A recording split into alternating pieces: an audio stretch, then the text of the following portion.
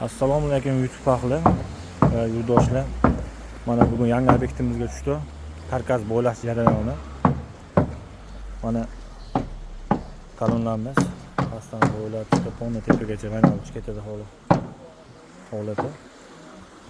Yangi qurilish qilitganlarga, yangi ustakalarga boshlagan ustakalarga anaqa mana rigel sifat qilib pastga to'qish kerak. O'ta mustahkamli etajgacha ko'tarish hammasini hisobga olish kerak. Karkasga to'qib olinsa zo'r bo'ladi, soz bo'ladi. Mana o'ta ajoyib chiroyli chiqadi ham. Ishingizdan o'zingiz qoniqasizmi qilganda? U egasi ham xursand bo'ladi. Mana podvalli jarayoni. Xudo xolasa, tog'ga etak qo'yib boramiz. Kimga shunaqa xizmatli kerak bo'lsa, maslahatli kerak bo'lsa, aloqaga chiqaverasizlar. Pastga raqamlarni qoldiramiz.